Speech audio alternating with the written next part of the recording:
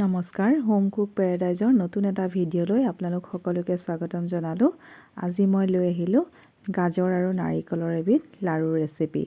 তাৰ বাবে মই এটা নাৰিকল এনেদৰে ৰুকনিত ৰুকি লৈছোঁ আৰু 4টা গাজৰ লৈছোঁ। গাজৰ 4টাও এনেদৰে পিহনাত পিহি লৈছোঁ। আপোনালোকে এইখিনি ৰুকিবৰ বাবে মিক্সিও ব্যৱহাৰ কৰিব পাৰে।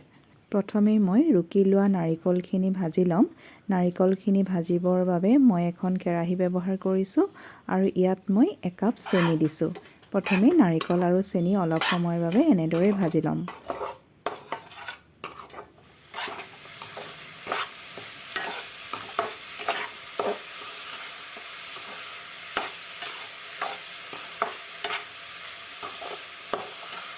নাৰিকলখিনিৰ লগত চেনিখিনি গলি যোৱাৰ পাছত এয়া মই ৰুকি থোৱা গাজৰখিনি ইয়াত একেলগে দি দিছোঁ।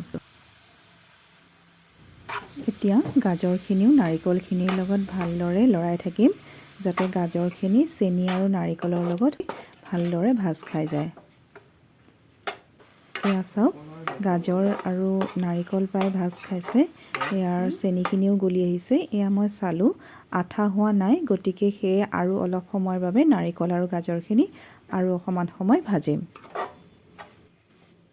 প্ৰায় 15 মিনিটমান সময় আৰু ভাজাৰ পাছত নাৰিকলখিনি ধুনীয়াকৈ আঠা হৈ আহিছে আৰু এয়া শেষত একেবাৰে মই এয়া খোৱা কৰ্পূৰ অকণমান ইয়াত এনেদৰে গুড়ি কৰি দি গেছৰ ফ্লেমটো অফ কৰি দিছোঁ।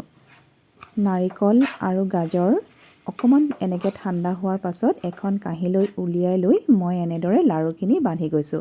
দৰ্শকসকল, গাজৰ আৰু নাৰিকলৰ লাড়ু আপোনালোকেও এনেদৰে এবাৰ বনাই খাব আৰু কেনে পায় মোক নিশ্চয় কমেণ্ট কৰি জনাব। দৰ্শকসকল, এই ৰেচিপিটো চাই যদি আপোনালোকে ভাল পালে এটা লাইক কৰিব, কমেণ্ট কৰিব আৰু ছাবস্ক্ৰাইব কৰিব। ধন্যবাদ।